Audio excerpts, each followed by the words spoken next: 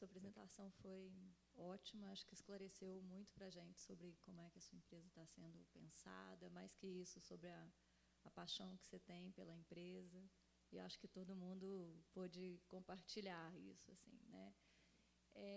Eu, então, queria começar a fazer as perguntas. Eu vi, então, que vocês estão com um modelo híbrido, né? Você tem o Bosque, que você continua fazendo, e faz usando a internet, as pessoas podem acessar dali, escolher. E também tem um sistema que você está, hoje, junto com comunidades, distribuindo, né? Fazendo um papel de distribuidor para essa comunidade, né? Eu queria te perguntar sobre como que você pretende fazer essa coexistência, assim, até quando você vai migrar para um modelo comunitário como um todo? Me explicar um pouquinho sobre isso. O modelo do delivery, ele é um modelo bootstrapping, né? Ele foi pensado num centro de custos completamente isolado da Tribus Bosques.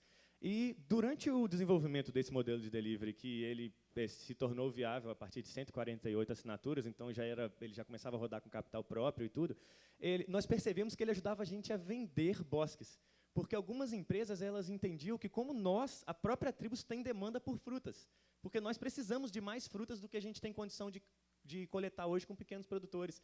Nós temos uma lista de espera de mais de 250 endereços no Rio de Janeiro hoje, que nós não temos condição de atender ainda, porque nós não temos frutas. Então, o fato da própria Tribus produzir frutas no futuro também vai ser um suporte para o delivery. E aí a gente viu que algumas empresas que queriam plantar as árvores e não tinham o que fazer com a fruta, elas se interessaram a partir do momento que a própria Tribus compra a fruta. Então, virou um modelo, assim, apesar do delivery funcionar em um centro de custo isolado, ele coexiste de uma forma muito harmoniosa com a Tribus Bosque, porque ajuda a Tribus Bosque a vender para empresas e, ao mesmo tempo, ele garante a demanda daquela produção das frutas. Obrigada. Então, vou passar para a Maria Rita. Próxima pergunta. Parabéns, tá funcionando? Tá, né? Sim. Parabéns, Murilo, super bacana. Obrigado. E você já conseguiu diminuir um pouco o ritmo, né? Obrigado pela dica. Eu já assisti vários feats, o Murilo ele fala muito depressa. Hoje já foi um pouco, mas ainda pode diminuir mais um pouco para a gente acompanhar bem. Mas acho que assim, uma das coisas que eu mais gosto, eu gosto muito desse projeto desde o começo, e acho que é muito bacana ver que vocês estão integrando muito mais dimensões, né? Quando eu vi no começo no Desafio Brasil, que foi quando eu conheci vocês, era realmente um projeto de bosques ainda. E agora assim me deixa espantada a quantidade de outros elementos que vocês estão trazendo para esse projeto. E o que eu queria que você falasse de duas coisas. Primeiro, exatamente qual é a visão de vocês do projeto. Estava conversando ontem com uma pessoa aqui, ele me falou, não, mas essa questão de entregar fruta, por que eles só entregam fruta e não verdura? Como se o seu negócio fosse um negócio de entrega de fruta. Não é a minha impressão, e acho que você até explicitou isso aqui, né, falando que o teu projeto é mudar a forma como as pessoas lidam com alimento. Mas eu queria que você falasse um pouco mais, porque eu acho que isso é o core do teu negócio, é importante que fique muito claro. E o outro ponto que eu gostaria que você comentasse, eu acho que existe um desafio de escalabilidade, de logística gigantesco quando você pensa, mesmo que você pense em começar só no Brasil, e eu sei que não é a intenção de vocês, você mesmo mostrou isso aqui, mas como vocês estão se preparando para lidar com isso, o que é possível fazer nesse sentido? Obrigado. Em relação à primeira pergunta, essa questão de começar com frutas, por que nós escolhemos, no começo, trabalhar com frutas? Porque o ciclo de produção de uma frutífera daria tempo para a gente ensinar os usuários a entender como funciona aquele processo. Se a gente começasse com uma cultura muito rápida, por exemplo, verduras, que com 2, 3 meses a gente já está colhendo para entregar, ia ser muito difícil a gente conseguir explicar para os usuários da internet o processo todo e garantir adesões suficientes para viabilizar os plantios em tempo de depois a gente tá colhendo já muito em cima. Então, a gente optou por trabalhar primeiro com frutíferas, mas nos próprios bosques a gente já tem uma associação de uma segunda cultura que utiliza os espaçamentos entre as árvores. Todos os bosques eles têm um padrão estético, né? De 10 em 10 metros tem uma árvore, e esse espaço entre as árvores é aproveitado para uma segunda cultura. Essas culturas são culturas que também são trabalhadas de forma agroecológica e, na maioria das vezes, vão ser verduras e legumes. Existem outros lugares, em alguns estados do Brasil, onde a gente vai trabalhar com uma espécie de cacau que cresce à sombra, e o café também, que tem uma variação que também gosta de sombra de árvores frutíferas. Então, mas na maioria das vezes vão ser verduras e legumes, que são alimentos que hoje eles estão em falta na dieta do brasileiro. né, a recomendação da Organização Mundial da Saúde é de 400 gramas a ingestão diária de frutas para qualquer pessoa, para uma dieta saudável. O brasileiro come 68 gramas. Nós estamos 8 vezes abaixo disso. Então, ou seja, nós estamos comendo muito pouca fruta e a gente pensou assim, qual é a forma que a gente tem de tentar ajudar nisso? Era entrar justamente com um processo de produção e de dar acesso às pessoas à fruta com toda a conveniência que eles queriam, porque eles queriam assinar frutas pela internet. A gente descobriu isso quando colocou o sistema no ar. Mas, então, fruta foi uma primeira demanda identificada. Quando a gente começou a criar a rota vinda dos pequenos produtores, levando a fruta para aquelas pessoas, a gente descobriu que aqueles produtores podem produzir outras coisas. E quando a gente paga esses 60% a mais, a gente consegue levar para eles sementes de hortaliças, insumos agrícolas, um galinheiro, uma galinha e outros produtos que vão poder vir com a nossa rota a partir da próxima coleta. O que é mais importante para aquele pequeno agricultor é justamente saber que daqui a 10 dias nós estamos ali de novo. Antes de a gente criar esse modelo de coleta de 10 em 10 dias, a gente conversou com o ex-diretor do Programa Mundial de Alimentos, da ONU. E ele que me falou, Murilo, sabe qual é o problema de logística do Brasil? Não é logística, a gente tem inteligência bastante para isso, todo mundo brasileiro é muito inteligente, mas é a infraestrutura. A gente precisa criar uma nova infraestrutura logística, uma rota que seja inexistente ainda, como é a nossa. A gente coleta com pequenos veículos, a gente não usa caminhões muito grandes para fazer coleta, então é uma rota nova que está sendo desenhada, é um mecanismo diferente, viável, que não tinha sido testado antes, talvez por um acanhamento, um medo do brasileiro de arriscar cruzar essa fronteira agrícola, ir até ali buscar o alimento, conectar aquele pequeno produtor com a feira, pular o Ceasa nessa história, isso pode tornar alguns problemas de vez em quando, porque quando a gente pula, a gente corta muitos intermediários, isso às vezes começa a mexer um pouco com alguns grandes players, e a gente não se intimidou nesse momento. Quando a gente começou a fazer essa rota e a gente viu que a gente conseguia trazer outros alimentos, foi melhor ainda para o objetivo que nós tínhamos de gerar mais impacto social para a vida daqueles produtores. Isso foi bem legal. Com relação a nos preparar para o futuro, eu sempre respondi, isso pode ser, não sei se parece clichê, mas eu só acredito que a gente está preparado para isso quando eu olho para o lado e vejo o time que eu tenho hoje. Eu nem coloquei na apresentação assim, o perfil dos sócios, porque a gente hoje tem um time bem grande. Né? Para citar por alto, assim, a gente tem uma equipe hoje para gestão empresarial que está ajudando a gente a organizar. Todo mundo está vendo que eu não sei nada de gestão, sou um médico obstetra, sei fazer uma cesárea, que é uma beleza. Mas agora, gestão de empresas, estou aprendendo, porque eu estou me apaixonando por isso. E a gente tem dentro, né, aqui eu vejo o Sebrae, eu lembro do Fernando Gameleira, é um sócio da minha empresa, o Fernando é do Sebrae, é o Master do Empertec no Brasil, né, o Álvaro Cravo também é um facilitador do Empretec, conheci há muito tempo atrás, são consultores empresariais importantes que estão com a gente nesse time. Nós temos aqui em São Paulo o William Aracaki, que foi durante 18 anos um dos responsáveis pela segurança de TI do Banco Santander, e ele hoje é um sócio da minha empresa, a esposa dele, a Carmen, também aqui em São Paulo, é ainda gerente de operações do Banco Santander, então são muita experiência nessas áreas deles. A gente tem um time de desenvolvedores de sistema, que é o Derek e o Francisco, eles são muito bons no que fazem, mas quando a gente fala assim, todo esse background de gestão, ele está preparando a gente para a expansão da equipe. E o que a gente está fazendo agora, com o recrutamento de técnicos agrícolas, uma parceria com o IFE, que prepara técnicos agrícolas para a gente, num formato de estágio, eles já saem dali formados não só mais técnicos agrícolas, eles saem gestores de bosque do futuro.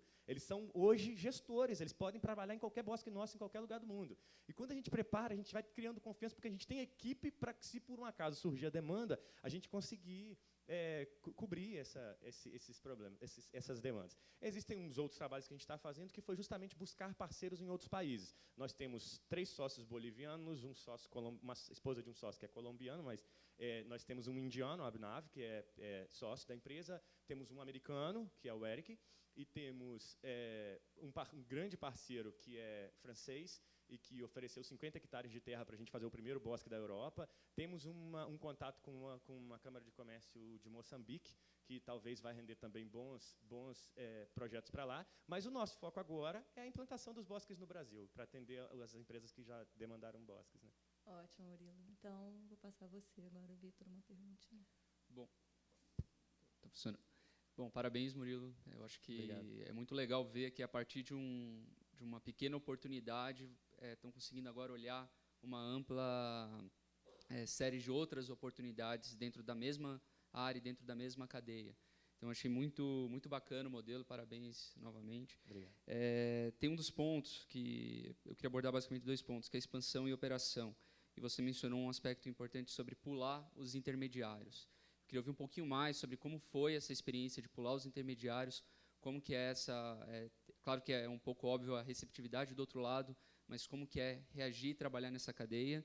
E o outro é como vocês estão pensando essa expansão, porque você está falando, estou indo para um país tal, país X, Y, Z, o quanto precisa de capital, como que é o desenho desse modelo, e se a operação se mantém a mesma, e como vocês fazem esse tipo de adaptação, como que vocês estão vislumbrando aí essa próxima etapa. A primeira pergunta com relação a cortar os players, como eu tinha comentado, o delivery ele surgiu, ele não tinha ainda essa conexão direta com pequenos produtores. E nós fomos falar com alguns intermediários. Eu fui falar, por uma coincidência, com o maior distribuidor de frutas do Brasil. E, quando eu cheguei na sala dele, ele falou assim, eu não posso fazer isso com você, porque você quer quebrar os meus clientes, porque ele vende para o varejo. Eu falei, não, eu não tenho intenção, eu estou querendo criar uma rota diferente, porque eu tenho demanda, eu tenho um monte de gente aqui querendo fruta, e eu queria saber se você pode atender a mim, entregar fruta para mim lá no meu depósito, porque eu entrego fruta para as pessoas na internet e tal. Ele falou, não posso, porque se os meus clientes descobrirem que eu estou fazendo isso com você, eles vão ficar chateados. Eu falei, não, aí ele tinha um gerente, esse era o fundador da maior distribuidora de fruta, e tal, mas ele tinha um gerente um pouco mais jovem, que já tinha uma certa conexão com empresas grandes que tiveram que migrar seus modelos com o surgimento da tecnologia, e ele falou, não, abre o olho, porque a gente tem que ficar perto desse tipo de negócio que está surgindo, porque era alguma coisa que representava. Acontece que representava algum tipo de ameaça para eles, e ele preferiu não fazer isso. Quando ele falou, não, Murilo, eu não vou te entregar frutas, a gente viu, o que eu posso fazer? Eu posso ir direto no Ceasa comprar fruta. E eu comecei a fazer isso. A gente chegou a entregar frutas para as pessoas vindas do Ceasa, porque a gente não tinha mais frutas do que a gente tinha demanda para atender. Eu tinha só banana vinda de um pequeno produtor rural e eu precisava atender 6 tipos de frutas diferentes. E aí a gente começou a buscar contatos com secretarias municipais de agricultura, com a Pesagro no Rio de Janeiro, o Incapé no Espírito Santo, os órgãos de pesquisa agrícola, para tentar encontrar pequenos núcleos de produção agrícola que tivessem dificuldades com a produção. Aí nós vimos que existia esse pessoal, mas que esse pessoal eles já tem um certo comprometimento daquela produção deles com alguns players.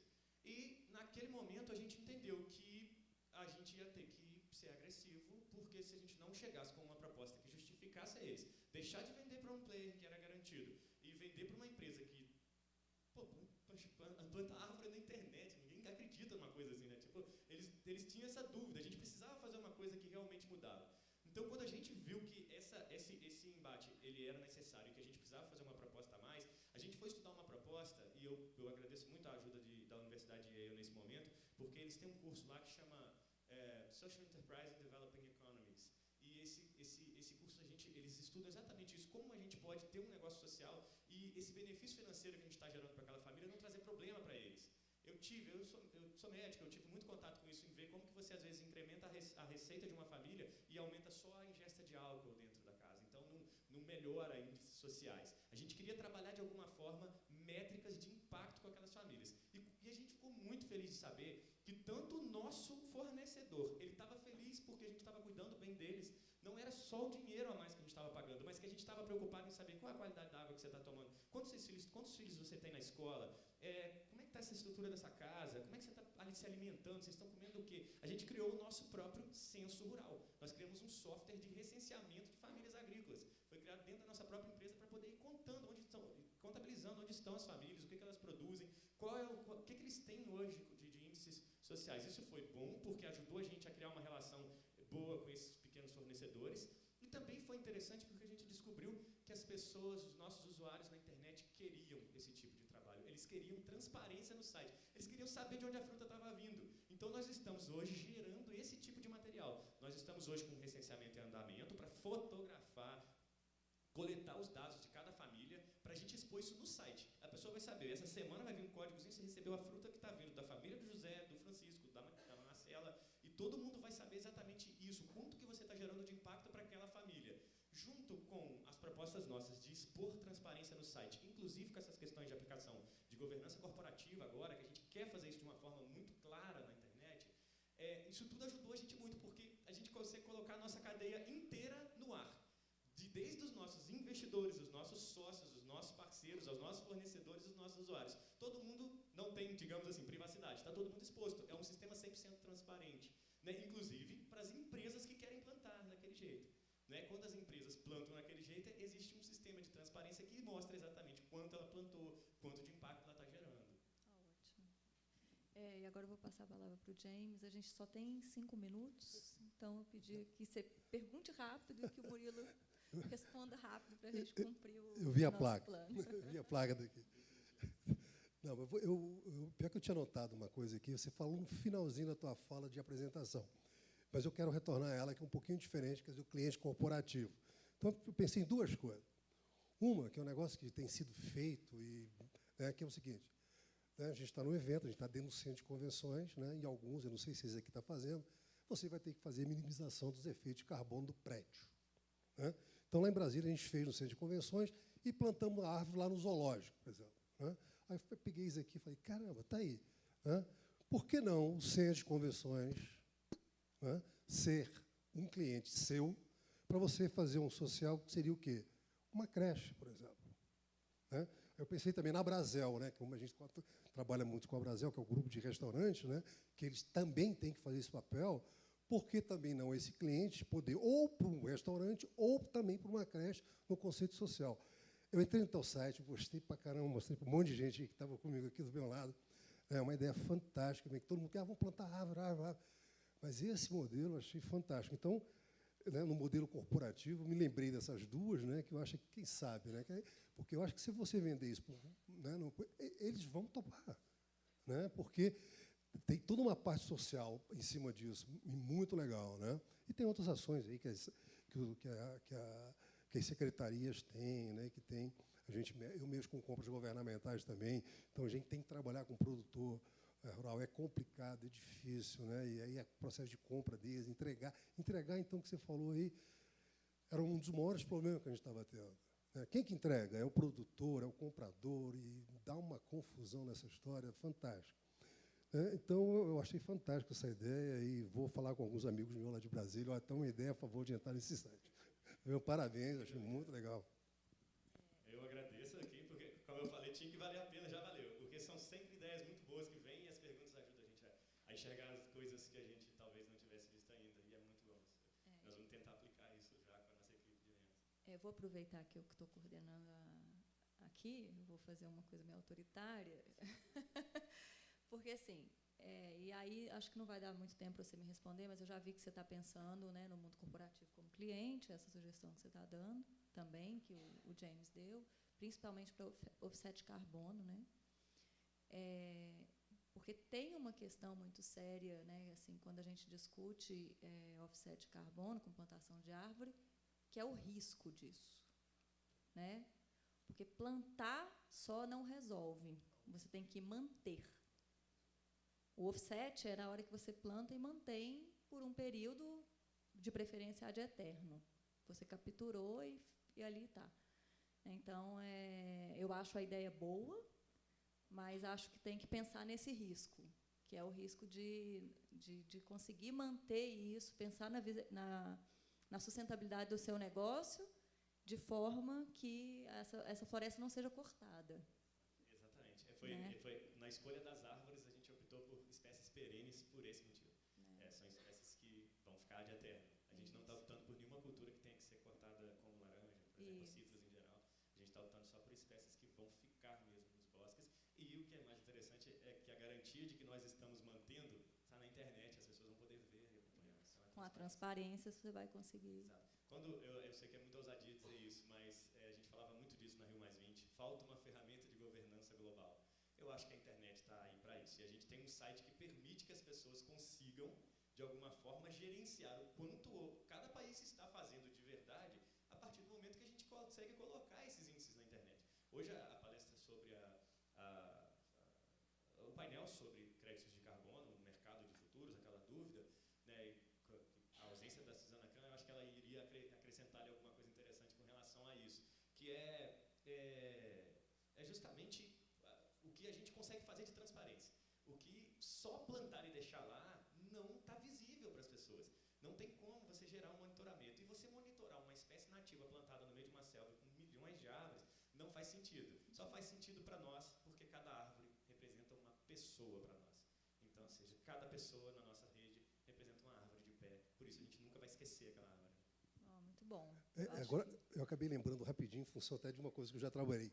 Rapaz, as empresas que têm ISO 14001, oportunidade de mercado para você, fantástico. Como que eu já sou consultor dessa área O James também? é o seu consultor. Você pode... Já estou deixando Depois você bastante. procura o James, que ele vai te dar várias oportunidades. Não, olha, eu agora vou te convidar para tomar um café ali. Eu convido também, se mais alguém quiser conversar um pouquinho com o Murilo, a gente vai estar ali tomando um café. Mas na sala eu convido vocês a trabalharem um pouquinho, discutirem. Eu acho que ele passou muita informação importante. Mas nada é infalível, nada é perfeito, tem várias possibilidades aí de melhoria.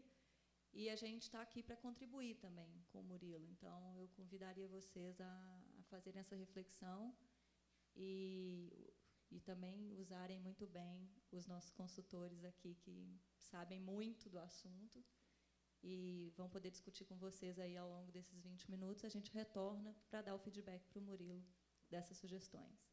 Então, muito obrigada, a gente se vê daqui a pouco. Bom trabalho.